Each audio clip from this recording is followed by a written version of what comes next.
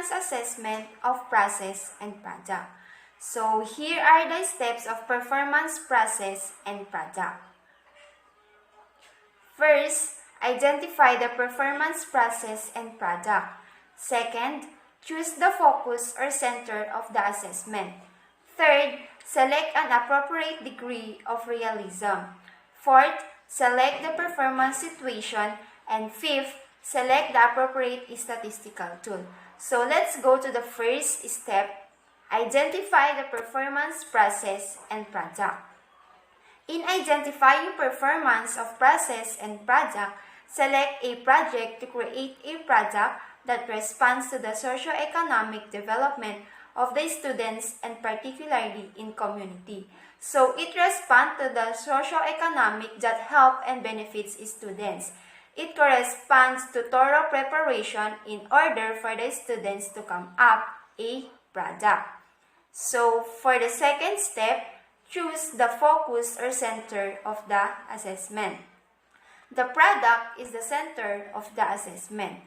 So in here, the product or output of the students they accomplished or done. The knowledge they have acquired is to apply it with their outputs.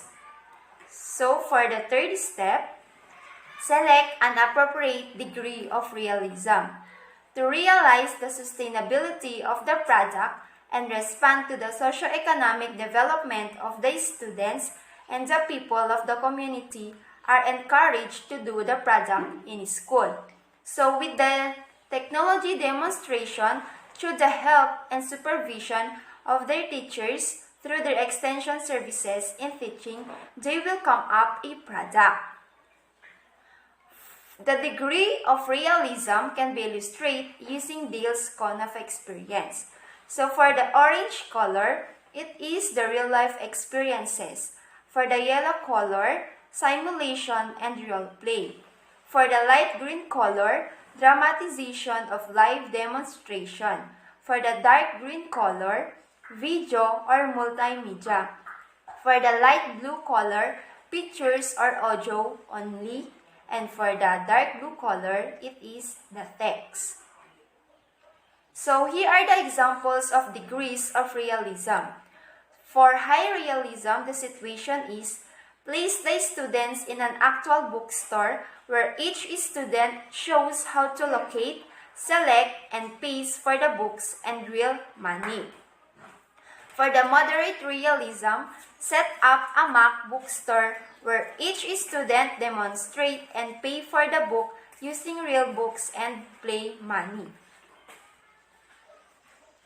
So let's go for the fourth step. Select the performance situation. So here are the performance situation. First, the paper and pencil performance. The students choose the correct answer among the opinions prepared by the teacher. This can be a multiple choice. Second, identification test. The students analyze and identify the correct answer of the statement or parts of drawing. So in here, it can be form of a sentence. So they will identify it, or it can be a drawing, a parts of fish, and then number it, and then the students will identify what part is that for the elementary levels. For the third, structured performance test. This test makes use of structured responses which are commonly used in classroom testing for natural science subjects. So for example is the dramatic performances. It is one of a kind of collaboration activity that can be used as performance-based assessment. So in here, students can create or provide a critical spots. So fourth, simulated performance. This attempts to imitate the performance of a task in real situation. So for example, in literature, we all know that one of the genre of this is fiction. So we tell a story about fiction to the students, and then how can students evaluate that certain kind of literature by putting themselves in that story. So it will become reality to them. So they can easily evaluate it, and they say that this can benefit of the performance to unlock the potential of the students. Work samples. An advanced student in the class is asked to perform the actual task and the product serves as sample and model to other students. So, we can model a skilled student as a sample in order for the students to imitate what he or she do. So, the standard in judging student performance. So, kind of standard time.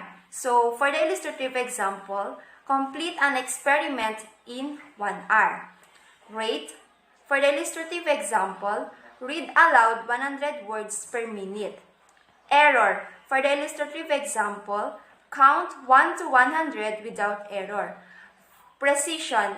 For the illustrative example, measure a piece of wood 1/2 of a centimeter. Quantity. For the illustrative example, locate 20 books about spiders in the library. And for the 5th step, choose the appropriate statistical tool. Choose the appropriate statistical tool to arrive at valid results and interpretation. So it involves a mathematical equation or formula to come up a valid results and interpretation. So here are the guidelines to be observed in process. First, the steps involved in a certain process should be arranged in their correct sequence. Second, the procedure must be observable. Third, the observation of the correct sequencing of steps is necessary for another task to be performed. Fourth, the analysis of the steps involved in a process can be helped improve a particular product. And fifth, assessment of the process is used only. So here are the guidelines also to be considered in product. First, a variety of procedures may be employed to come up with an equally good and acceptable product. Second, the process is available at the moment. Third, the procedure has already been mastered very well. And fourth, the resulting product possesses qualities or characteristics that can be identified or judged. So that's all for today.